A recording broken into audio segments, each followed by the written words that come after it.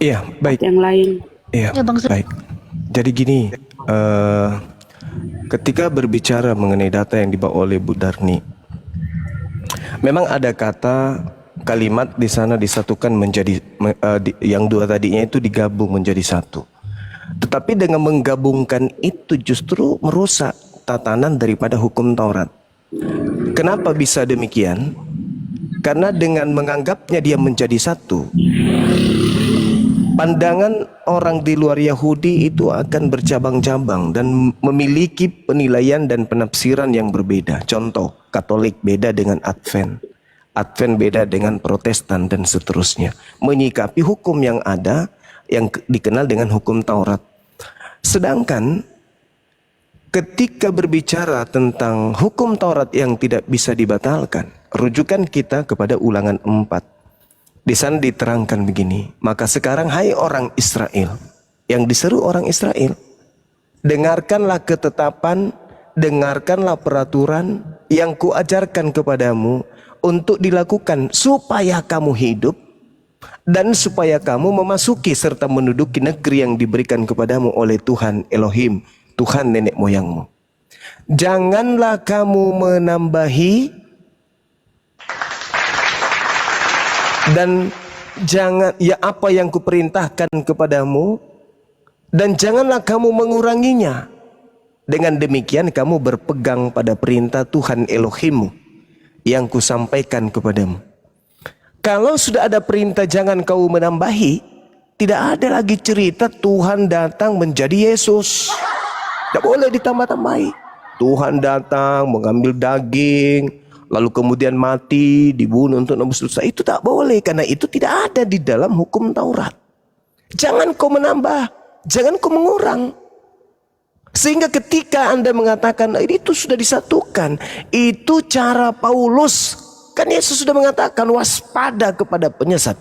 Yang namanya penyesat itu lihai di dalam menyesatkan manusia. Perintahnya kan jelas, jangan kamu menambahi apa yang kuperintahkan kepadamu, jangan kamu menguranginya, dengan demikian kamu berpegang pada perintah Tuhan. Bahkan kalau kita melihat di dalam Ulangan 6, orang-orang Yahudi kemudian diperintahkan oleh Elohim pada saat dia duduk, pada saat dia berdiri, pada saat dia baring, pada saat dia berjalan dan seterusnya. Tidak boleh kemudian mereka meninggalkan hukum Taurat yang sudah menjadi keyakinan dan aturan Tuhan kepada mereka. Inilah perintah, yakni ketetapan dan peraturan yang aku ajarkan kepadamu atas perintah Tuhan Elohimmu untuk dilakukan di negeri kemana kamu pergi untuk mendudukinya, supaya seumur hidupmu engkau dan anak cucumu takut,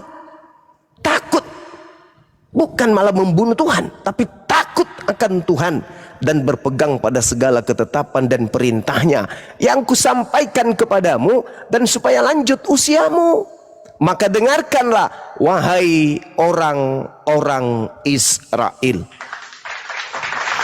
lakukanlah itu dengan setia, agar supaya baik hidupmu, baik keadaanmu, dan supaya kamu menjadi sangat banyak seperti yang dijanjikan oleh Tuhan Elohim, Tuhan nenek moyangmu kepadamu di satu negeri yang berlimpah-limpah susu dan madunya. Dengarkanlah hai orang-orang Israel, Tuhan itu Eloah kita, Tuhan itu Esa.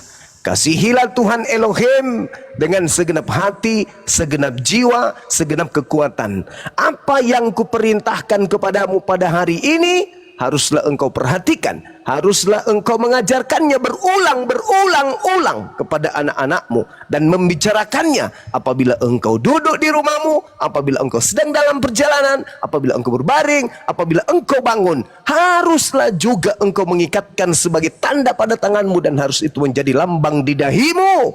Dan harus engkau menuliskan pada tiang pintu rumahmu dan pada pintu gerbangmu. Maka apabila Tuhan Elohim telah membawa engkau masuk negeri yang dijanjikan dengan sumpah kepada nenek moyangmu, yakni Abraham, Ishak dan Yakub, untuk memberikannya kepadamu kota-kota besar dan baik yang tidak kau dirikan, rumah-rumah penuh berisi berbagai-bagai barang baik yang tidak kau isi seumur umur yang engkau gali kemudian, sumur-sumur yang engkau gali kemudian, kebun-kebun anggur dan kebun zaitun yang tidak kau tanami, dan apabila engkau telah makan dan menjadi kenyang, maka berhati-hatilah supaya jangan engkau melupakan Tuhan yang telah membawa kamu keluar dari tanah Mesir, dari rumah perbudakan. Engkau harus takut kepada Elohim, kepada Dia harus engkau beribadah, dan demi namanya harus engkau bersumpah. Jangan kamu mengikuti ilah lain dari antara ilah bangsa-bangsa di sekelilingmu. Sebab ilah, sebab Tuhanmu yaitu Elohim adalah Tuhan yang pencemburu di tengah-tengahmu, supaya jangan bangkit murka Tuhan Elohim terhadap engkau sehingga ia memusnahkan engkau dari muka bumi. Jangan engkau mencobai Tuhan Elohim seperti kau mencobai Dia di masa. Haruslah kau berpegang pada perintah, peringatan, ketetapan Tuhan Elohim yang diperintahkan kepadamu. Haruslah engkau melakukan apa yang benar dan baik di mata Tuhan, supaya baik keadaanmu dan engkau menduduki negeri yang baik yang dijanjikan Tuhan dengan sumpah kepada nenek moyangmu. Jadi ketika berbicara mengenai hukum yang datang kepada Bani Israel, itu hanya mengikat Bani Yakub saja. Jangan menambah, jangan mengurangi. Itu Bu Darni. Silakan. Itu ya, di dalam ayat yang dibawakan oleh Bunda Rahma tadi, kalian itu kadang salah mengartikannya. Maksudnya itu, hukum Taurat itu dalam konteks ini bukan berarti dihapuskan, ya, tetapi dipenuhi oleh Kristus, dan orang percaya tidak lagi hidup di bawah hukum Taurat itu, tetapi di bawah kasih, karunia, dan Roh Kudus. Kalau sudah di bawah kasih, karunia, Roh Kudus, berarti gak mungkin dong saya membunuh, saya mencuri, saya melanggar hukum-hukum itu tadi. Bukan seperti itu. Nah, jadi kadang kalian melihat dari apa? Sepatah kata yang mana yang mau kalian rasa enak, mau menjatuhkan umat Kristen, nah itu kalian ambil. Sementara bukan itu dibatalkan, tapi dipersatukan. Itu tadilah maksudnya, itu dipersatukan, ya. Dihiduplah kami ini di dalam kasih. Kalau dalam kasih, gak mungkin dong kami membunuh, kan begitu. Gak mungkin lah berzina, suamiku ada, lalu diambilnya istri orang lagi, kan enggak. Sudah di dalam kasih, sudah dipersatukan di dalam Yesus. Jadi kami tetap mengindahkan hukum itu. Paulus nggak ada sama sekali. Orang dibilangnya kok di dalam Galatia 3 ayat 24. Hukum Taurat penuntun bagi kamu sampai Yesus datang. Orang dia adalah rasulnya. Mana mungkin berani dia melakukan yang tidak benar di hadapan Yesus. Begitu loh. Iya, silakan kalau ada yang nambahin. Oke. Itu pembelaan Bu Darni wajar. Karena ibu pengikut Paulus, wajar, itu harus ibu lakukan. Tapi sekali-kali ketika perkara agama kita bahas, kita dudukkan kebenaran itu pada tempatnya dan kita tanggalkan dulu doktrin dan dogma. Dalil yang saya bacakan tidak akan pernah bisa menjadikan orang Yahudi menjadi Kristen, tak mungkin, tidak akan mungkin. Kenapa? Karena Paulus sendiri mengaku, aku diutus untuk non-Yahudi. Sedangkan Taurat itu hanya diutus untuk Yahudi. Jadi di sini konsep udah berbeda. Paulus mengaku, aku diutus untuk orang-orang yang bersunat, yang tidak bersunat. Galatia 2 nomor 8. Galatia 1:15 untuk non-Yahudi. Sedangkan Nabi Musa alaihissalam dengan Tauratnya diutus untuk Bani Israel. Makanya tadi saya membaca, wahai orang-orang Israel, dengarlah ketetapan dan peraturan yang kuajarkan kepadamu untuk dilakukan supaya kamu hidup. Jangan kamu menambah, jangan kau mengurangi. Dengan demikian kamu berpegang pada perintah Tuhan Elohim yang kusampaikan kepadamu. Artinya, ketika Bani Israel menerima pengajaran Nabi Musa ini, mustahil jadi Kristen. Makanya Yudaism masih tetap berdiri sampai hari ini. Kristen berdiri dengan sendirinya, Yudaism berdiri dengan sendirinya. tradisi keagamaan mereka, prosesi ritual, rukun-rukun keagamaan Yudaism masih mereka pegang sampai hari ini dan tidak tersentuh sedikit pun oleh Kristen. Kristen tetap saja menjadi Kristen. Seibarat terjemahan Al-Quran mereka pakai untuk membuat konsep sendiri di dalam agamanya. Inilah yang ada. Jadi sekali lagi saya katakan, jangan kamu menambahi apa yang kuperintahkan kepadamu, dan jangan pula kamu menguranginya. Jadi ketika kemudian Tuhan mengatakan dalam Mazmur 147, hukum-hukum yang kuberikan kepada Yakub dan aturan-aturanku yang kuberikan kepada Israel, tidak aku berikan kepada bangsa lain. Itu udah final. Maka jangan ditambah. Nah, sedangkan lahirnya Kristen muncul Lukas, Markus, Matius, Yohanes, Petrus 1, Kisah Para Rasul, Ibrani, Galatia, Roma, Efesus, Tesalonika, Filemon, dan seterusnya. Itu penambahan-penambahan semua. Lain cerita kalau itu bersifat tafsir. Masalahnya itu bukan tafsir, itu adalah kitab yang dianggap suci. Makanya disebut perjanjian baru, dan menyatakan kitabnya orang Yahudi yang perjanjian baru justru menjadi perjanjian lama. Nah ini loh.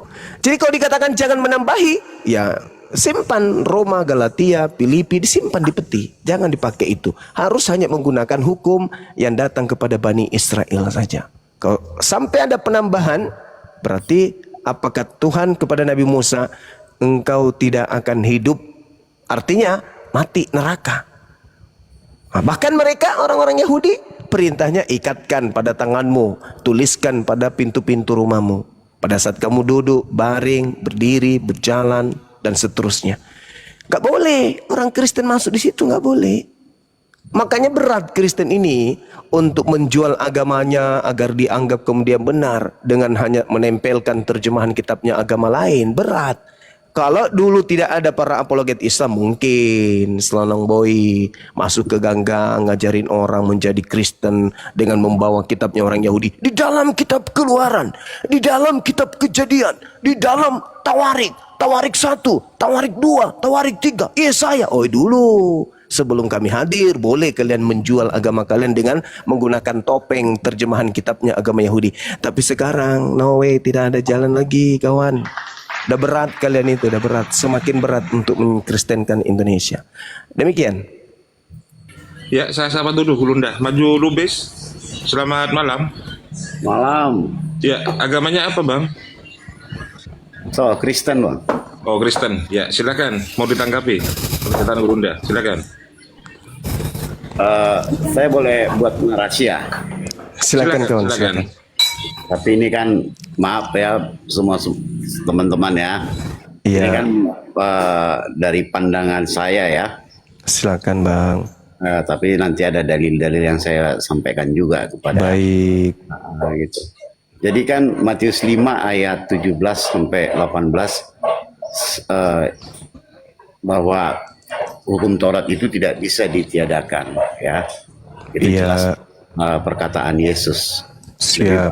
Lebih baik runtuh langit itu kalau satu iota pun dari hukum Taurat dihilangkan. Jadi jangan kamu sangka kalau saya datang bukan untuk meniadakan tapi menggenapi hukum Taurat. Itu kata Yesus ya. Jadi artinya menggenapi hukum Taurat ini karena hukum Taurat itu adalah firman Tuhan, berasal dari Tuhan. Perintah ke-10 perintah hukum Taurat adalah firman Tuhan, dan firman Tuhan harus digenapi, artinya firman Tuhan itu harus sampai kepada tujuannya. Saya kasih contoh, jadilah kamu langit. Nah, ketika langit sudah jadi, di sana firman Tuhan sudah sampai kepada tujuannya, yaitu menjadikan langit. Tentu firman tersebut tidak bisa lagi digunakan. Kalau digunakan lagi, akan menjadi langit lagi. Akan tambah 2 langit, kan gitu. Nah, jadi firman Tuhan sampai kepada tujuannya. Artinya firman Tuhan itu sudah berakhir. Karena sudah sampai kepada tujuannya. Itulah arti dari penggenapan firman Tuhan.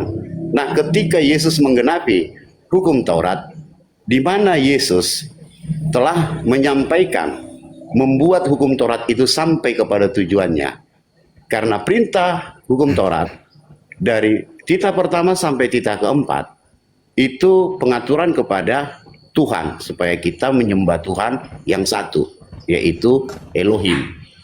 Dan titah kelima sampai titah ke-10 itu perintah untuk mengasihi sesama. Di sana tertulis hormati orang tua, jangan berzina, jangan mencuri, dan lain sebagainya. Teman-teman, dia bilang dia menyembah,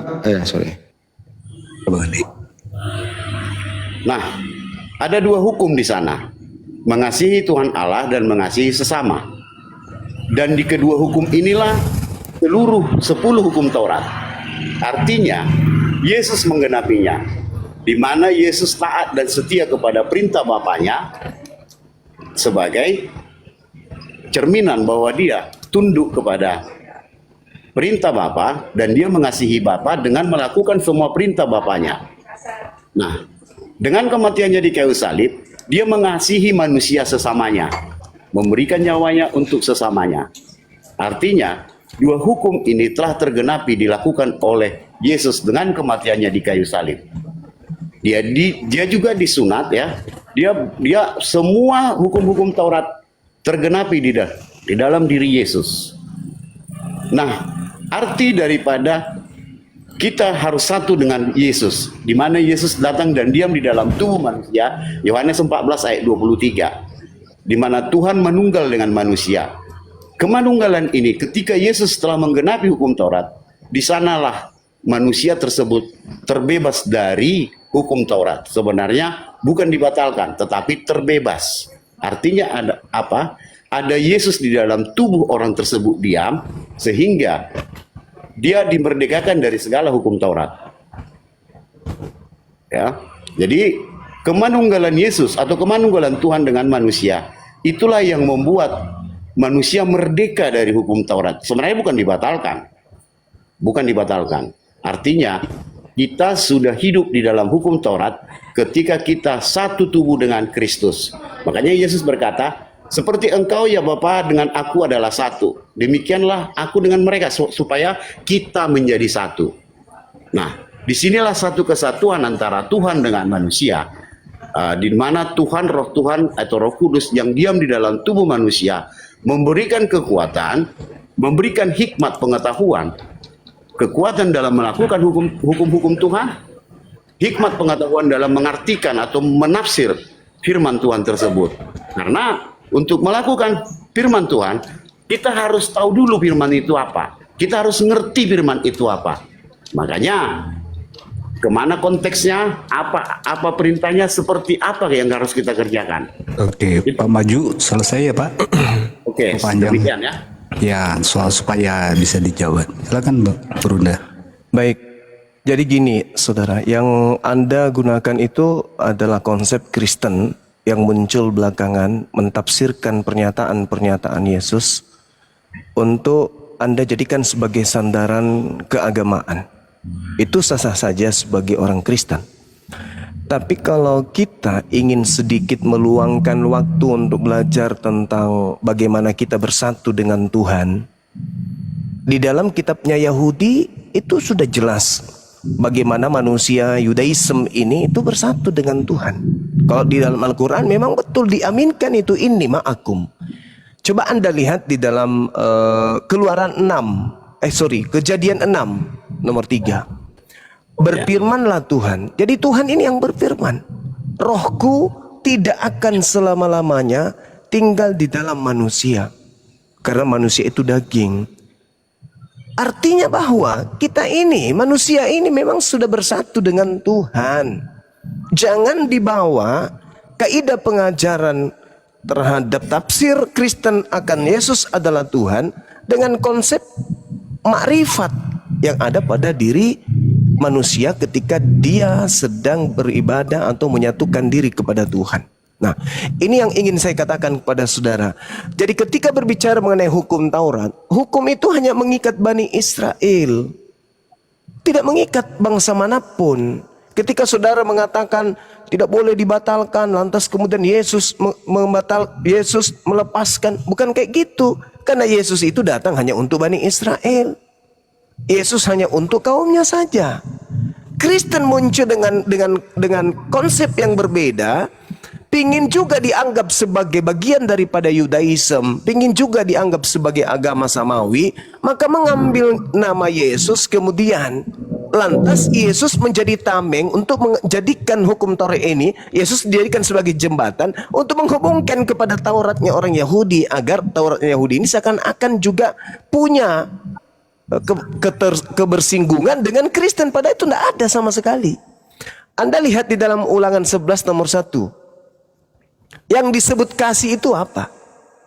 Melakukan dengan setia apa yang diperintahkan Tuhan menjadi sesuatu yang harus dipegang. Ketetapannya, aturannya, perintahnya, larangannya. Jadi kasih itu adalah menteorikan Taurat lalu mempraktekkan dengan sungguh-sungguh. Itu kasih kepada Tuhan. Kasih kepada manusia bagaimana? Mengajak manusia lain melakukan hal yang sama, yaitu dengan setia melakukan kewajiban sebagai hamba, berpegang teguh kepada ketetapan Tuhan, peraturan Tuhan, perintah dan larangan Tuhan. Jadi ketika orang itu taat akan ketetapan perintah Tuhan yang datang kepada Nabi Musa, itu kasih kepada Tuhan. Kapan dia kasih kepada manusia? Pada saat dia mengajarkan dan mengajak orang lain, menyeru yang ma'ruf kepada orang lain dan nahi mungkar, mencegah kepada kemungkaran, itulah kasih kepada manusia. Mengajak manusia lain untuk taat kepada perintah Tuhan dan mengajak manusia untuk meninggalkan larangan Tuhan, itulah isi dari kasih. Sedangkan yang ada di pola Kristen, mengajak orang lain, mengajak anak-anaknya untuk meninggalkan hukum Tuhan, menuju kepada hukum manusia. Itu bukan kasih itu. Itu menghancurkan manusia.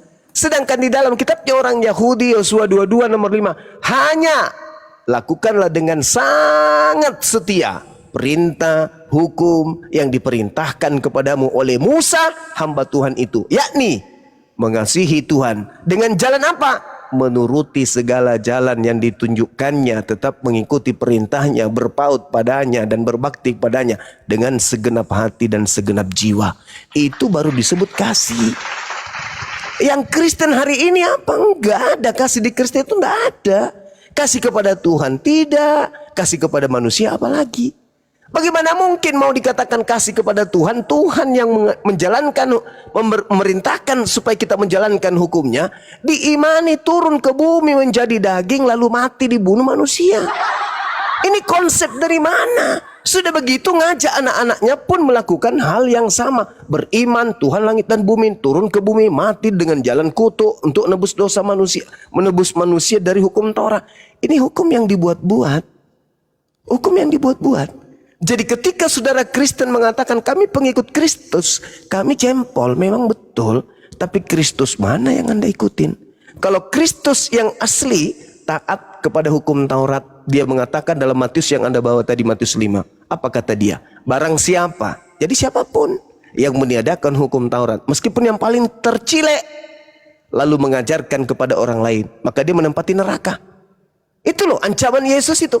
Itu penekanan Yesus. Tidak ada tawar-menawar. Itu penekanan Yesus. Barang siapa yang meniadakan sedikit pun, setitik pun, meskipun yang paling kecil, lalu mengajarkan kepada orang lain, maka dia akan menempati neraka, tempat terhina. Ini yang perlu direnungkan oleh saudara-saudara saya Kristen. Jadi kasih di dalam Kristen itu tidak ada. Siapa yang mengatakan kasih dalam Kristen tidak ada? Bang Suma. Bang Suma lah yang mengatakan di Kristen itu tidak ada kasih kepada Tuhan, apatah lagi kepada manusia, jika terkait dengan keagamaan. Tapi kalau terkait dengan sosial, ya orang Kristen itu pengasih, suka kasih Indomie, kasih celana, kasih sepatu, sendal, selimut dan seterusnya. Kristen itu bisa. Tapi kalau dibilang berkaitan dengan agama, sama sekali Kristen itu tidak ada kasih kepada Tuhan dan juga kasih kepada manusia, itu enggak ada dalam arti keagamaan, keyakinan. Karena Kristen ini mengajak manusia menyembah kepada sosok yang terkutuk di atas salib. Nah, ini yang bahaya. Demikian.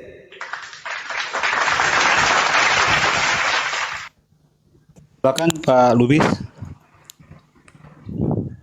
Pak Maju Lubis. Maju Lubis. Wah. kena Lagi stroke mikir, kayaknya. Pak. Halo, Jangan dipaksa, lagi mikir. halo, Bang Juma. Iya, halo, silakan. Ayo bang, silakan bang. Ya, Semangat silakan bang. Bang Maju Lubis. Bang Juma, Siap. saya bangga sama kamu, sama Bang Juma ya. Jadi mungkin umur saya lebih tua Bang Juma ya. Saya 72 bang. Oh, sama kita. Bulannya kita Iya beda. mungkin bulan kita berbeda, masya Allah. Iya silakan bang, silakan. Iya. Tensinya yang beda. Enggak bang. Andi. Sudah tua juga Pak Bang Juma ya, 53 ya Bang Juma ya. Bagi saya itu masih muda bang. Masih muda. Oh, iya. betul. Betul. Jadi begini Bang Juma. Silakan saudara. Tadi saya sudah sampaikan hukum kasih itu mengasihi Tuhan Allah, mengasihi sesama. Ini tidak akan pernah bisa dilakukan oleh manusia tanpa Tuhan yang melakukan dalam diri kita. Salah satu contoh, kasihilah musuhmu dan berdoa dan ampunilah, kasihilah musuhmu atau balaslah kejahatan dengan kebaikan. Ini sulit dilakukan oleh manusia. Bahkan seorang Kristen pun ini tidak akan pernah bisa dikerjakan. Ya, seorang Kristen, bahkan pendeta yang udah gelar sarjana, master atau dokter saja pun tidak akan pernah bisa dikerjakan ini Pak Bang Juma. Kenapa? Karena perintah itu sangat sulit. Sulit sekali. Bukan gampang mengasihi Tuhan Allah dan tidak gampang mengasihi sesama. Ya, karena dalam konsep kesehari-harian saja, persoalan ekonomi yang kita hadapi saat ini aja, otak kita itu harus menipu. Ya, bagaimana kita bisa mengasihi sesama? Memberi apa yang pantas kita berikan kepada sesama kita itu satu perintah yang mustahil dikerjakan dengan akal, dengan kekuatan manusia tanpa campur tangan Tuhan. Makanya dalam akidah hukum Taurat, tak satu pun manusia yang mampu melakukan itu Bang Juma. Tak satu pun, baik para ahli Taurat, rabi-rabinya Yahudi itu tidak akan pernah bisa dikerjakan. Itu tidak akan pernah bisa dikerjakan. Maka dari itulah kenapa Kejadian 6 ayat 3, Roh Allah itu kan sudah ditarik dari dalam diri manusia. Artinya kemuliaan Tuhan yang ada dalam diri manusia yang dulunya mampu untuk melakukan kebaikan tidak mampu lagi. Kenapa? Karena Roh Allah itu sudah ditarik dalam diri manusia.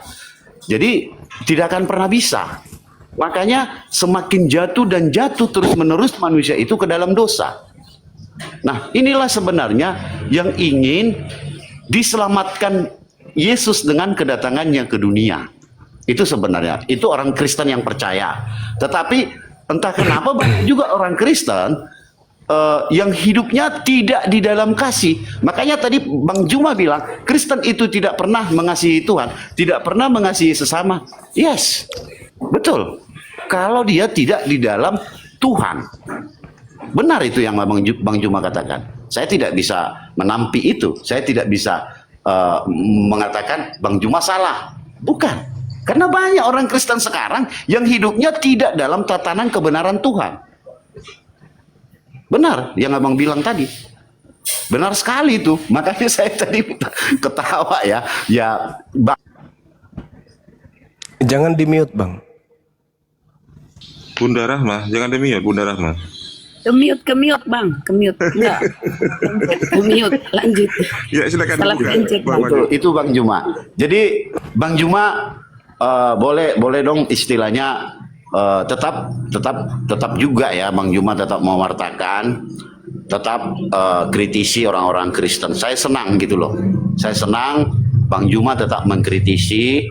Artinya supaya menjadi bahan introspeksi diri untuk orang-orang Kristen, terlebih pendeta-pendeta Kristen ya, yang pikirannya hanya untuk memperkaya diri, ya.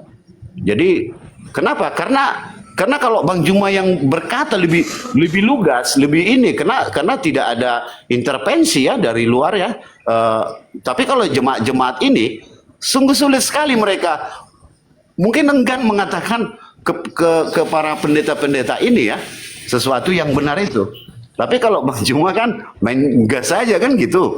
Ya, silakan Bang Juma. Selagi mengkritisi itu boleh, ya. Semua kita boleh kritisi, nggak apa-apa, Bang Juma.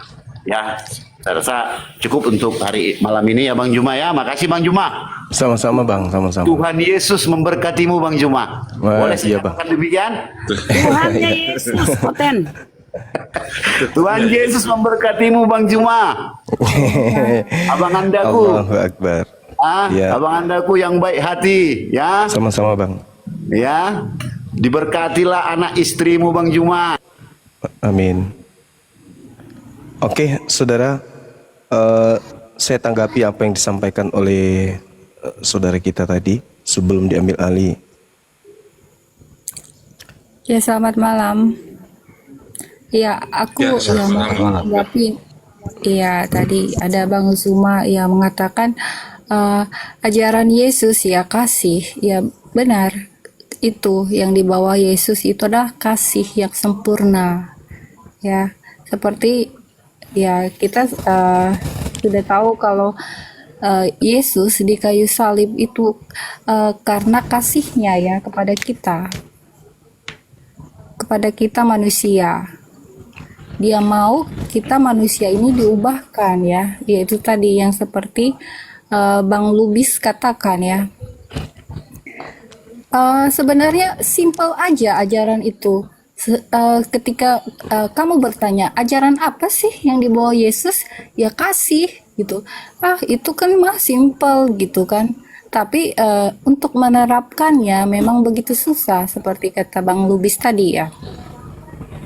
Jadi kasih dari Tuhan kita Yesus itu adalah kasih yang sempurna. Iya. Terima kasih. Oke, baik.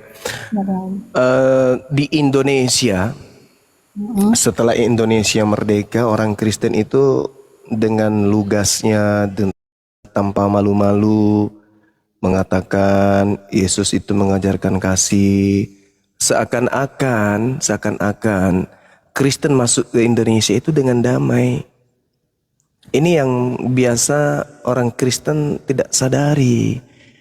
Agama Kristen penyembahan kepada sosok yang bernama Kristus itu ada di Nusantara ini itu melalui penjajahan, penumpahan darah,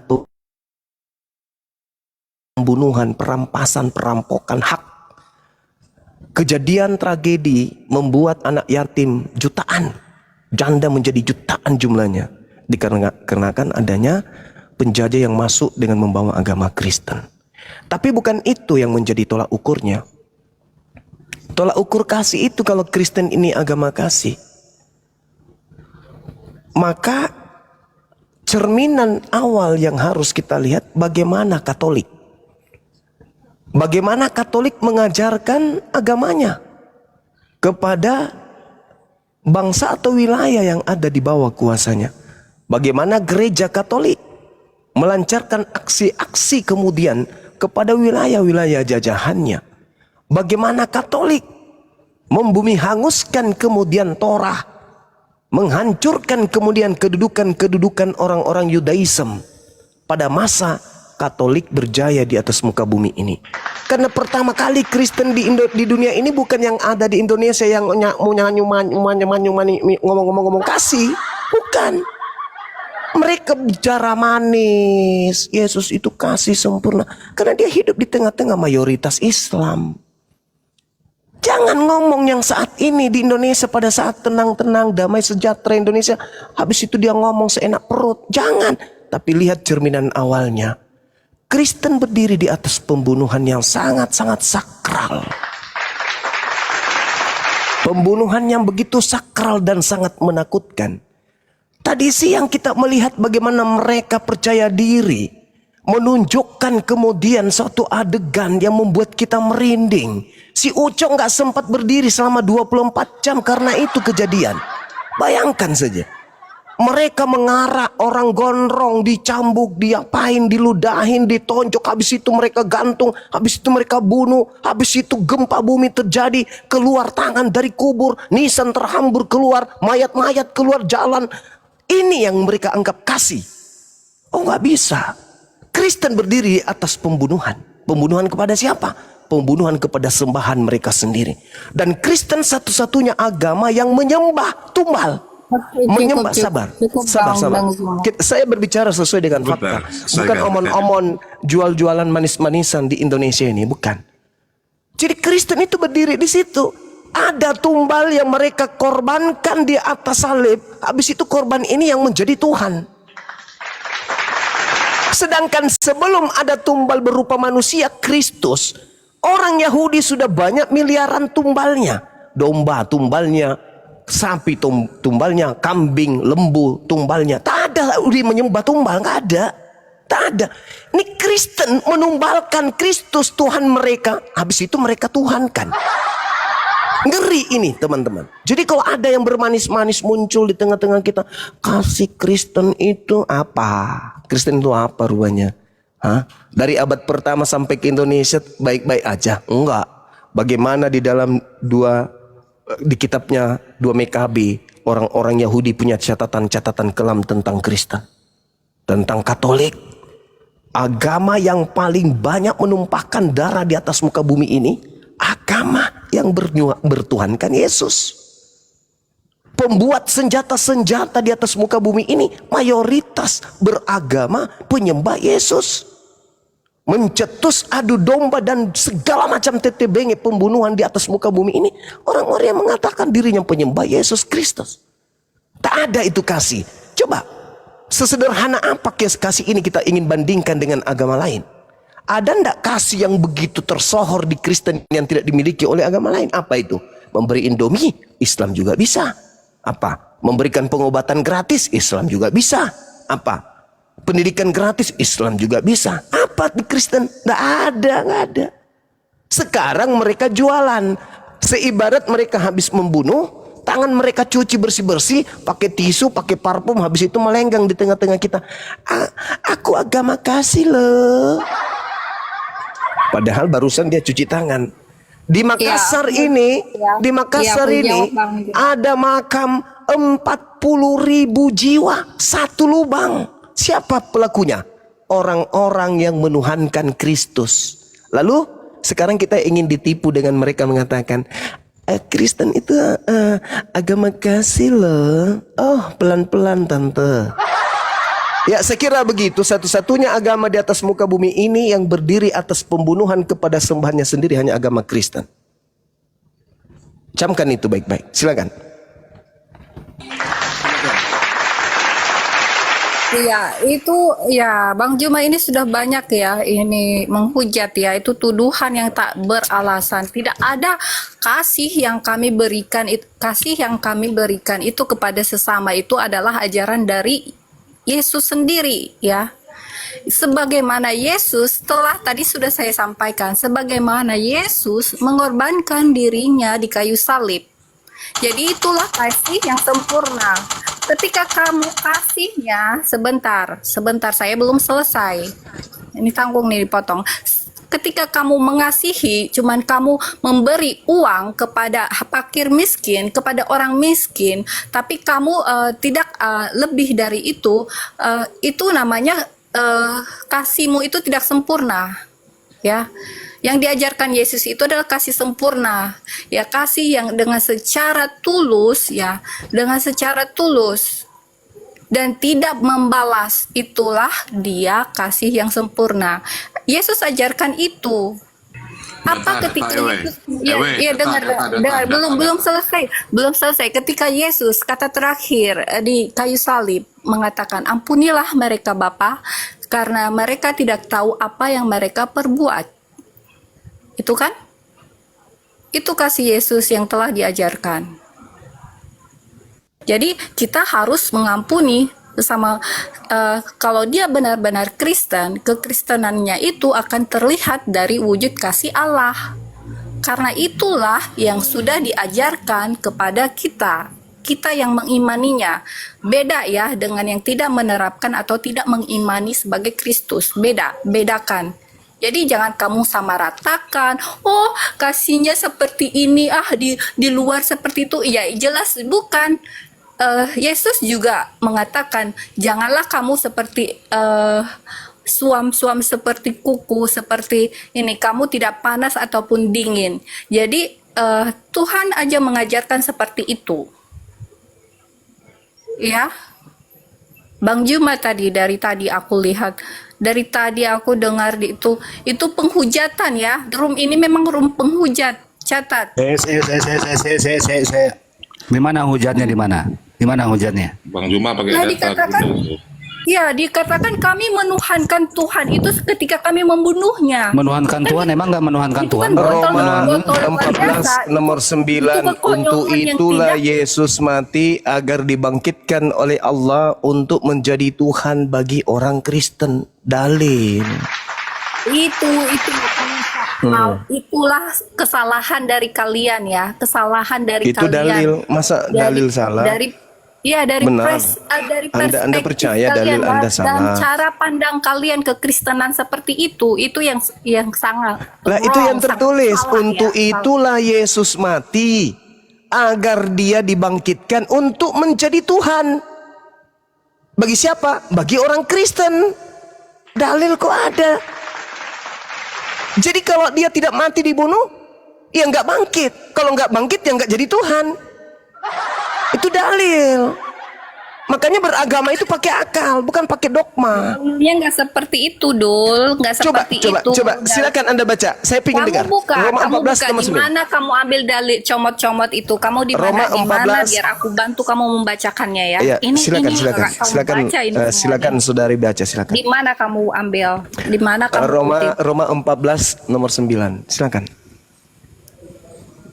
Yang keras Silakan. ya. Silakan. Baca Baca yang yang keras keras. ya. Silakan. Biar semua orang di dunia ini dengar. Silakan. Iya, Roma 14 Nomor ayat 9. Ya. Belum baca udah baper. Sebab untuk itulah Kristus mati dan bangkit kembali, yakni supaya dia hidup sebagai penguasa atas semua orang baik yang masih hidup. Dengar, belum baik yang masih hidup maupun mati ya. Anda sengaja membaca yang terbitan 2014 yang, iya kan? Mau terbitan apa? Mau kitab? Anda tidak mau- berani membaca terjemahan baru kan? Kenapa? Kenapa nggak berani membaca terjemahan ini baru? banyak terjemahan. Kamu mau Iya. mau apa? AYT, Coba, TL, BIS, TSI, coba TB, coba TB, coba TB dibaca, coba. Coba dibaca Oke. TB. Sebab untuk itulah Kristus telah mati dan hidup kembali Supaya ia menjadi menjadi Tuhan, baik. Tuhan. Dengar ya ya kamu jangan ketawa dulu, itu belum selesai supaya ia menjadi Tuhan, baik Tuhan untuk atas orang mati orang maupun mati atas orang maupun hidup. atas orang-orang hidup. Ya, Jadi dengar. untuk itulah Yesus mati agar dia bisa hidup kembali supaya dia menjadi Ini Tuhan bisa di-mute baik dulu nggak? untuk Ini orang Kristen. Bang Suma, kan ini kan saya sekarang mau menjelaskan. Ya silakan Anda Dari jelaskan tadi saya nggak bisa jelaskan. Roma 14 ini silakan. Dari tadi silakan. kalau kayak gini ini aku Saya diam, katakan saya diam. hujat ya. Saya diam silakan. Enak aja Iya, lu. tadi kamu mengutip di Roma 14 ayat 9 ya. Supaya kamu tahu bagaimana Kristus itu telah mati dan hidup kembali, berarti dia bangkit ya. Jadi di hari kematiannya dia telah merebut kunci maut itu dan dia berkuasa atas orang hidup maupun orang mati ya. Kalau ngomong itu jangan sampai Dialah menangis, Tuhan. Mbak. Santai aja. Jadi dengar. Makanya Jangan kamu- dibarengi dengan rasa ingin nangis. Santai aja. Iya, tapi kamu jangan nyela dulu. Aku kan Enggak, belum selesai soalnya menjelaskan. adek ini mau nangis, membaca tapi ngawur gitu, sudah gitu ngarang gitu ya. Tapi jangan pakai mau nangis. Lah kok ngarang? Dengar, Ya ngarang lah. aku kan belum selesai. Saya kan mengatakan Kristen satu-satunya agama di atas muka bumi ini yang membunuh supaya dia dapat Tuhan. Kan udah bilang tadi. Oke, Bang Zuma, yang Dalil membunuh saya siapa? serahkan. Yang membunuh Yesus Kristus siapa? Pahlawan Yang kalian, membunuh siapa? iblis. Pahlawan kalian, iblis. Pahlawan Apa? yang berjasa membunuh Kamu yang Yesus. punya pahlawan iblis. Aku tidak pernah punya pahlawan iblis. Kalau iblis tidak membunuh Yesus, bangkit gak dia jadi Tuhan untuk Anda? Lah, yang mengatakan seperti itu siapa? Kalau Yesus tidak dibunuh, itu tidak ada pahlawan di situ. Lah, yang sebenarnya yang Gimana telah ini? mati. Gimana ini? Yang membunuh Gimana? Yesus itu adalah apa? Tunggu. Gimana Makanya, ini? cara pandang atau perspektif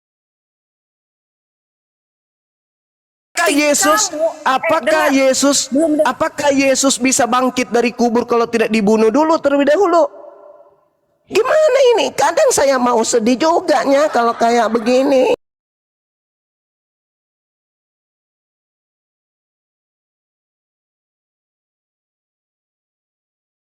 Nomor 9. Maka berterima kasihlah kepada pahlawan kalian, yaitu si Bilisisis. ya gitu ya. Nah, gitu dong. Lanjut. Memang ada perbandingan terbalik ya antara Bang Zuma ini, cara pandangnya terbalik. Ya, Karena ketika saya gunakan mengatakan akal dan saya orang- gunakan dalil. Ya, itulah yang Nah, kamu punya pakai dogma, itu, doktrin aja. Tapi kamu tidak pakai iman ya. Kamu tidak ada Iman iman. itu tidak ada artinya tanpa akal, Cak Ayu. Iman yang benar adalah Tidak iman ada. yang berlandaskan kepada akal. Kata Yesus, kasihi Tuhan dengan akal, bukan dengan dogma, bukan dengan doktrin. Oke, sekarang aku tanya, yang menombak Yesus itu apa yang diperbuatnya? Apa yang dikatakannya secara tidak ya secara ya tidak sadar ya, dia Iya. mengatakan apa?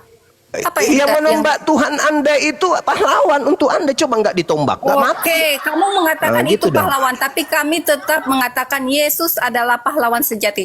Dengar ya. Gimana ceritanya mau jadi pahlawan kalau ketika tidak dia prajurit kalahkan oleh sudah musuh? Menombaknya, apa yang terjadi? Saudari, apa yang saudari, dikatakannya? saudari, Apa yang dikatakannya? Itu aja. saudari, Kamu nggak boleh. Yesus itu mati karena dibunuh. Akibat dia dibunuh, dia dibangkitkan. Akibat dia dibangkitkan, Kristen punya Tuhan. Siapa yang melatar belakangi itu? Si Bilisisis. Si Bilisisis yang merasuki Yudas, yang merasuki orang-orang Roma, yang merasuki imam kepala mahkamah agama orang Farisi, sehingga mereka sepakat membunuh Yesus. Dengan sepakat membunuh Yesus, endingnya Yesus mati, bangkitlah dia, jadi Tuhanlah buat saudara. Berterima kasihlah kepada si Bilisisis. Hei iblis, terima kasih ya paman, berkat kamu Tuhanku ada. Coba kamu tidak membunuh Tuhanku Yesus, bagaimana mungkin kami punya Tuhan yang keluar dari kubur? Nah gitu, coba saya ingin dengar. Silakan, 1, 2, 3. Hei paman iblis, terima kasih berkatmu sampai Iya, kami kenapa sih? memiliki Tuhan bernama Yesus yang keluar dari kubur. Makasih ya nyinyir-nyinyir, iblis. Pak. Nah, coba bilang gitu. 1, 2, 3. Ya, gantian. Ini room tidak adil, ini di mute terus dari tadi, gimana? Gantian, jangan memotong masalahnya. Iya. Gantian. 1, 2, 3. Coba ucapkan terima kasih kepada iblis. Makanya Silakan. udah banyak ya hujatan tadi dari Bang Zuma. Kok Mohon jadi maaf hujatan sekali terus ya, sih? Bang Zuma. Gimana sih? Kenapa saya Iya. selalu dituduh menghujat? Saya pakai dalil loh, Mbak. Tadi beliau ini mengatakan kalau yang sebenarnya sebagai pahlawan itu adalah yang membunuh atau yang menombak Yesus. Sedangkan yang menombak saja sudah menyerah ya. Dia saja tidak sadar, dia mengatakan, "Oh, ini sungguh benar, dia adalah anak Allah." Iya, Jangan akibat kalian daripada menolak perbuatannya, di situ. Jangan mengelak, ya. Apa yang Iya, dilakukan Yesus adalah pengorbanan sejati. Sejatinya Iya. Allah ya. Bisa nggak dia Sejatinya korban? Allah setelah aku belum selesai. Ini bisa ini tidak host- dia, ini jangan host bicara siapa sendiri. Bisa siapa yang- tidak dia mati tanpa ada iblis? Ayo, jawab. Bisa nggak dia mati berkorban untuk Anda tanpa ada iblis? Bisa nggak? Silakan. Berarti lihat. Silakan saudara. Silakan Gimana? Ini dari tadi aku di mute terus. Ini nggak adil ini. Coba ya. Coba host adil Iya, sedikit host ya. jangan Demi di mute, saya jangan di mute host. Dengarkan pertanyaan saya ya, Dek ya, adikku yang manis, dengarkan. Bisa tidak Yesus jadi korban nebus dosa kalian tanpa ada campur tangan iblis membunuh dia, merasuki imam kepala, mahkamah agama, orang Farisi dan Yudas. Bisa nggak? Jawab. Tentu bisa lah, tentu Caranya bisa. bunuh Karena diri. iblis di mana-mana ya, tanpa ya campur kepala apa, kepala ini, kepala itu. Dengar baik-baik dulu Bang Kepala- Suma kepala ya. botak. Ya duduk manis dulu. Kok larinya Iya. ke kepala botak? Ke gua itu bang. Tunggu sebentar, aku kan belum menjelaskan Ya, ya. silakan. Memang yang melakukan itu adalah atas dorongan iblis. Karena iblis telah berkuasa di bumi ya. Tunggu kasih nalar kalian itu bekerja dulu, otak kalian dibuka ya. Tadi otak sudah kalian. lepas ucapan Anda. Kamu, Bang Zuma, Memang tolong. iblis, memang Aku iblis. belum selesai, jangan makasih. di Syukran, ini Bu. dulu di iya, dipotong terus ini bos. Ya aku belum Masya Allah. selesai tadi ya. Ya tentu bisa ya. Kenapa enggak? Tadi ini Bang Juma ini cuman ya terpaku di situ atau terpaku dengan tunggu terpaku dengan eksiden atau kejadian pada waktu itu ya. Padahal sebenarnya yang berkuasa di bumi ini telah Tuhan melihat itu adalah kuasa maut ya. Adapun si iblis ini berkuasa apa saja dia tentu bisa tanpa campur tangan. Tadi Yudas tanpa campur tangan bisa. Jadi Karena dalam hal yang ini iblis pahlawan kan? di situ baca lagi ya, itu ada dalilnya. Karena perlawanan kita ini adalah roh iblis, roh Ya, jahat. jadi iblis ini pahlawan untuk Kristen kan? Bukan pahlawan. Itu dari Nah, tadi kalau aku sudah tanpa katakan, iblis, Yesus tidak mati. perspektif Anda yang salah memandang itu adalah pahlawan itu iblis. Sedangkan iyalah, kami pahlawan lah. mengatakan pahlawan itu tetap Allah sejati. Itu adalah pahlawan sejati, yaitu Allah Yesus. tidak membunuh Yesus. Apakah Allah membunuh Yesus? Tidak ada Allah di situ. Siapa pembunuhnya? Siapa? Yang membunuh Yesus itu iblis. Maka dari itu yang Nah, kau maka sebut dari itu pahlawan itu iblis. siapa Itu yang kau siapa sebut. yang menerima hadiah dari karya iblis? Siapa? Bun, Masya Allah. Siapa bilang itu karya iblis? Itu adalah semua karya Allah. Berarti belum- Allah yang membunuh Yesus. Tunggu. Aku katakan ya, orang sebagai pemenang itu bukan berarti dia itu harus dia sebagai pemenang itu tidak harus dia itu Saudariku, saudariku pemenang yang itu. cantik, apakah Allah yang membunuh Yesus atau iblis yang membunuh Yesus? Ya yang membunuh Yesus ya iblis, bukan iblis ya dengan dorongan iblis. Ya memang manusia itu dengan dorongan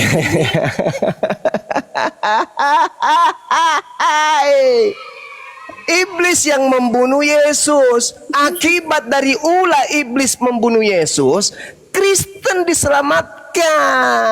Berarti yang jadi pahlawan di sini buat Kristen adalah si bilis isis. itu adalah pandanganmu ya. Ketika mate, Mija. Tunggu. Aku kan belum selesai. Kamu suka memotong-motong dan menghindari ayat-ayat yang ada dalil di situ. Memang jelas-jelas di Harus situ dikasih Yesus. pertanyaan Dengar. Anda ini. Jelas-jelas Yesus itu memegang Coba, kunci Bang Andi, maut. coba. Jangan ketawa Kasih tertawa. pandangan, biar ada ya. Coba didengarkanlah aku. Ajar Bang Andi. Coba saya setengah menit, Mbak. Setengah Di menit saya situ bentar ya. jangan dihilangkan ya. Pada saat Mbak, setengah menit saya. Siapakah yang menghendaki Yesus mati di tiang salib? A. Bapak di surga. B. Iblis. Itu doang sih. Yang menghendaki Yesus mati di salib adalah A. Bapak di surga. Kabur. B. Iblis. Waduh, nyesel gue kasih. Kabur. Makasih Bliss, thank you Bliss. Gue nih. Gimana dong? Bagaimana? Roma Bang 14 Handi. nomor 9 kan jelas itu. Sebab untuk itulah Kristus telah mati dan hidup kembali supaya Kristus menjadi Tuhan. Ya kan gitu dalilnya. Hah. Jadi tujuan Yesus mati supaya dia dibangkitkan kembali, hidup kembali supaya dia menjadi Tuhan. Berarti berkat pembunuhan iblis Tuhan kan begitu, maka Kristen harus berterima kasih kepada Iblis. Sibilis Isis. Repot kali lah. Gitu dong. Ayo, yang kuat argumentasinya naik. Tadi kenapa adek itu lari ya? Nih, gua baru ngomong, nyesel gua ngomong. Iya. Takut sama Bang Andi. Ya, Bang Juma deh, saya kasih pertanyaan pilihan ganda. Iya. Ya. Siapakah yang menghendaki kerusakan di muka bumi? Sibilis Isis. Langsung dijawab belum. Siapakah yang merasuki? Sibilis Isis. Belum ada pertanyaan udah dijawab. Siapakah yang bertanggung Siapakah yang bertanggung jawab atas kematian seseorang? Iblis. Ya, Di bukan tiang saya. salib. Bentar dulu, belum kelar. Belum kelar. Siapakah yang menghendaki Main kematian jawabannya. seseorang di tiang salib? Sibilis Isis. Iblis. Sibilis Isis. Siapakah yang berjasa antara Yesus dan iblis di tiang salib? Sibilis Isis. Siapakah yang menjadi pahlawan? Sibilis Isis. Siapa yang menikmati hasilnya? Sibilis Isis. Agama mana yang percaya di sana? Waduh. Karesteng. Iya. Kristen lah Bang. Ya. Terus kemudian, siapakah yang mati bangkit kembali supaya menjadi Tuhan? Mereka menyebutnya Kristus. Kristus. Siapa tokoh yang menulis ini? Mereka menyebutnya Flus. Paulus. Syukran. Artinya Bang Ferry. perempuan tadi ini harus berterima kasih kepada siapa? Sibilis Isis. Dengan penulis, siapa namanya penulisnya? Sibulus. Nah, oke. Sebelum lulus. Terus siapakah yang ketemu, ada seseorang di Damsik ketemu seseorang, dan siapa orang itu dan ketemu dengan siapa? Kristus bertemu dengan Sibulus. Apakah benar itu Ana Maria loh? Saya curiga Bukan, dia sendiri yang menjawab. Bukan. Galatia 1 nomor 1 bukan anak Maria, karena bukan manusia katanya. Sementara Maria melahirkan manusia. Bukan Yesus. Paulus menjawabnya sendiri. Ada tamu Bang Andi. Kita Di sahabat manakah? Tuhan.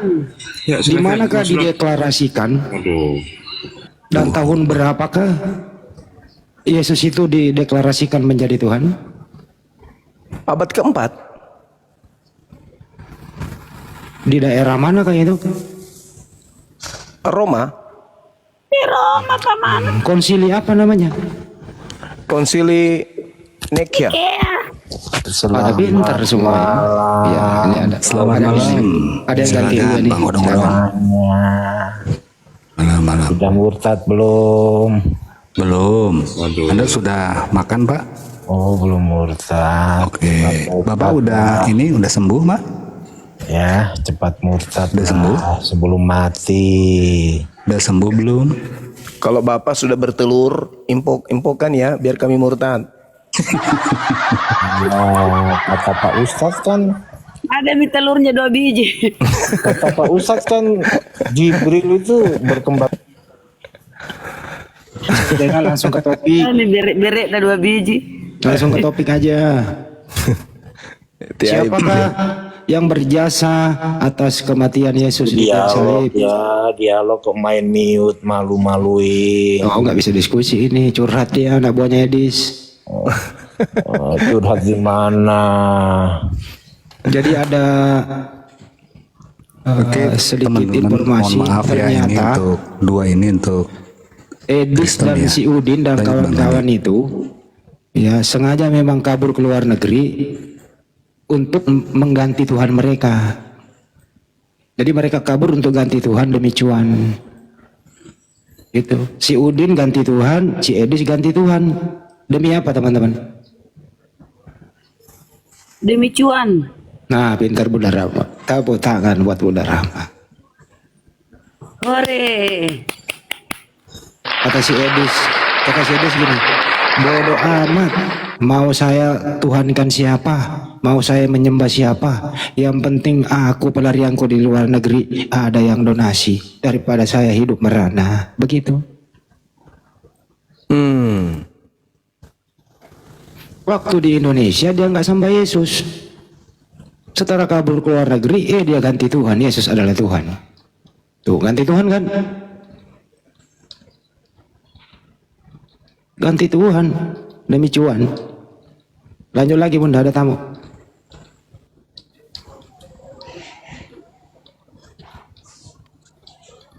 Selamat subuh, Beni yang apa ya? Ada, baru juga ngomong langsung turun. Gimana sih? Kalau begini Pak Juma nih harus sedikit edukasi nih. Sebenarnya yang dikutuk oleh Tuhan itu, Pak Juma, dalam ajaran Islam itu yang dikutuk siapa? Iblis. Terus kalau di sebelah itu Roma apa? Galatia 3:13, siapa yang dikutuk di sana? Tuhannya orang Kristen. Beda kali ajaran kita sama dia ya. Beda. Kalau di Islam itu Tuhan itu karim, mulia. Iblis itu jahim. Jadi rajim, sorry. Jadi antara karim dan rajim itu langit dan bumi. Tuhan itu mulia, iblis itu kutuk. Terkutuk iblis itu. Ini artinya bahwasanya ketika ada yang menyembah sosok yang terkutuk, ya benarlah Al-Quran, wa ikhwanuhum wa yumuddunahum bagayyuthum malayu kesirun. Ini jelas itu dalam Al-Quran diterangkan. Saudara-saudara iblis adalah orang-orang kafir, menolong iblis di dalam mendurhakai Tuhan. Iblis mendurhakai Tuhan, tetapi tidak sendiri, ada penolongnya, yaitu orang-orang kafir. Jelas itu Bang Andi. Makanya konsep ini menggelikan ketika dikatakan ada yang mati demi untuk membebaskan manusia keturunan Adam dari kutuk. Sedangkan Adam tidak pernah dikutuk. Yang dikutuk itu iblis. Jadi ketika ada yang menebus kutuk, berarti dia sedang membebaskan kutuk. Dia sedang membebaskan iblis dari kutukan. Melepaskan iblis dari kutukan. Sehingga iblis leluasa menyesatkan banyak orang. Kenapa? Karena si Bibilisis sudah melepaskan kutuk si Bibilisis. Selesai sudah. Maka orang yang tidak menggunakan akal sehat pasti terjerat oleh si Bilisis. Gitu Bang Andi. Coba jujur-jujur aja kita. Saudara-saudara Kristen ini mau jujur gak? Yang dikutuk di Gan Eden itu siapa? Adam atau iblis? Yang dikutuk iblis yang dikutuk. Kejadian 3. Lalu kemudian di abad pertama ada yang mati untuk menebus kutuk. Kutuk apa yang ditebus? Kutuk dari Adam katanya. Adam tidak pernah meneruskan kutuk kepada keturunan yang gak ada. Berarti kalau betul dia menebus kutuk, nah pertanyaannya, siapa yang ditebusnya? Siapa yang ditebus? Kalau dikatakan di dalam 2 Petrus, iblis ini dilemparkan masuk ke dalam gua-gua. Yesus mengatakan dalam Yohanes 12, Yohanes 14, iblis telah dilemparkan keluar. Keluar dari mana? Yesaya 14, iblis dilemparkan ke dalam kubur. Yesus mengatakan iblisnya akan dilemparkan keluar. Iblisnya sudah datang, aku harus pergi. Iblisnya sudah dilemparkan keluar. Dari mana si Bilisis ini dilemparkan? Maka ketika ada konsep Kristus mati untuk menebus kemudian kutuk dari Adam, maka Adam di situ harus diganti namanya. Karena Adam tidak pernah dikutuk dan mewariskan kutukan kepada keturunannya. Maka Adam yang dimaksud di situ adalah sibilisisis. Maka oknum ini menebus kutuk yang ada pada diri iblis. Dengan kata lain, iblis dibebaskan dari kutuk atau iblis dibebaskan dari jerat. Sehingga iblis leluasa menyesatkan umat manusia. Untung saja pencipta langit dan bumi segera mengutus baginda Rasulullah Muhammad sallallahu alaihi wasallam. Makanya di dalam Yohanes 16 dikatakan, apabila seorang penghibur itu datang, maka dia akan menginsapkan dunia akan dosa. Kenapa dunia? Ya karena dunia sudah berdosa semua. Kenapa demikian? Karena iblisnya sudah bebas. Iblisnya kemana-mana, merambah kemana-mana iblisnya. Ingat, iblis itu ada dua bentuk, dari jin dan dari manusia. Siapa iblis dari manusia? Yang senantiasa ingin menggantikan kedudukan pencipta langit dan bumi dengan ciptaan, ingin menyetarakan ciptaan dengan pencipta. Itu yang terjadi, sehingga manusia mereka jadikan sehakikat dengan pencipta. Siapa pekerjaan seperti itu? Ya sibilisisis. Siapa lagi? Seperti itu Bang Handi. Jadi kalau ada penebusan dari kutuk dosa, ada fitnah seperti Roma berapa itu? Roma 5 nomor 12. Berarti yang mewariskan kemudian dosa iblis, karena yang dikutuk itu iblis. Berarti yang mewariskan kutuk adalah Iblis. sibilisis. Ya. Begitu saudara. Oke, ada Kenjo Bang Andi. Kenjo, selamat subuh. Boleh. Halo. Boleh. Oke, Sekejap. Nanti saya send sekejap ya. Baik. Assalamualaikum Bang. Waalaikumsalam. Terbang ya. Bang, saya tertarik Bang, lihat di YouTube Bang, tertarik. Bang, silakan Kenjo. Ini Kenjo yang Islam apa Kristen? Muslim Bang, nggak mungkin Kristen. Waalaikumsalam warahmatullahi Waalaikumsalam warahmatullahi wabarakatuh. Kristen. Bukan Bang. Tapi saya kembaliin ke topik deh. Sekiranya tadi Kristen Anda gitu ya. Ya, maaf ya Pak Tapi di Kenjo ya. dalam- Oh bisa Ya. Bang, nggak apa, aku cuma nonton. Iya, makasih Bang Kenzo. Sehat selalu Bang. Oke, terima kasih. Lanjut, Tapi di Bang. dalam Al-Quran Banyak kan kalau nggak salah itu di surat dari ayat 56 kan ya. Aku Ya. tidak menciptakan jin dan manusia kecuali menyembah kepada aku. Iya. Kan gitu. Iya. Tapi ini jin ini kan memang menyembah Allah kan, diciptakan harus. Iya. Nah, yang memberontak itu siapa itu? Jin tadinya terus berontak menjadi apa dia? Iblis. Jadi iblis ini juga diperintahkan menyembah Allah ya. Iya. Makanya iblis itu ketika dia mengatakan anzirni ila yaumi yub'atsun katanya. Iblis menjawab, berilah aku umur yang panjang ya Tuhanku sampai hari mereka dibangkitkan. Panjangkan usiaku, jangan kau matikan aku, kata iblis. Panjangkan. Apa kata Allah? Innaka minal munzarin.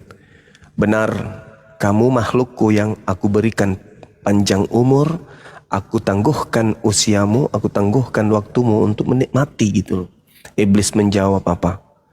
Fabima aqwaitani la'ak udanna. Kata iblis, saya lupa ayatnya. A'udzubillahi minasyaitonirrajim. Bismillahirrahmanirrahim. Qala fabima aqwaitani la'aqudanna lahum siratakal mustaqim. Nah, kayak gitu insyaallah. Karena engkau ya Tuhanku telah menyesatkan aku, pasti aku akan selalu menghalang-halangi mereka dari jalanmu yang lurus. Kemudian pasti aku akan mendatangi mereka dari depan, dari belakang, dari kanan, dari kiri mereka.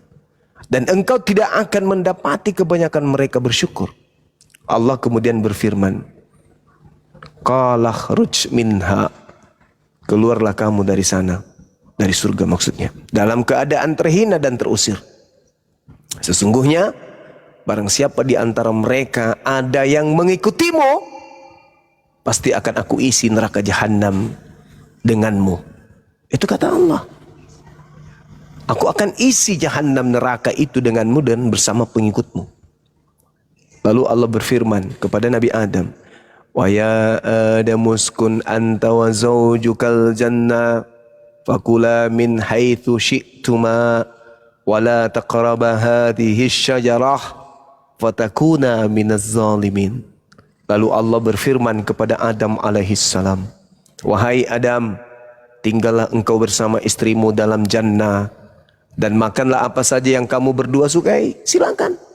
Tetapi jangan kamu berdua mendekati pohon yang satu ini, sebab apabila engkau mendekati, kamu berdua akan termasuk orang-orang yang zalim. Kemudian iblis yang tadi sudah bersumpah itu mengaplikasikan kemudian niatannya di hadapan Tuhan. Betul-betul sejak itu dia iblis mencoba kemudian membisikkan kejahatan-kejahatan kepada Adam dan istrinya. Nah, itulah yang terjadi. Maka iblis itu tugasnya adalah membisik manusia supaya manusia itu ingkar kepada Tuhan, sehingga apa yang menjadi perintah Tuhan itu dilarang, dilanggar semua karena bisikan iblis. Iblis yang membuat sesuatu itu menjadi benar, seakan-akan benar oleh pelakunya, seperti menyembah ciptaan, membunuh ciptaan dengan mengatakan ini adalah Tuhan dan seterusnya. Itu iblis semua tuh punya pekerjaan, Bang Andi. Itu Al-Quran yang mengatakan. Surah apa itu ya? Surah Al-Araf. Al-Araf teman-teman. Ayat 17 sampai seterusnya. Begitu.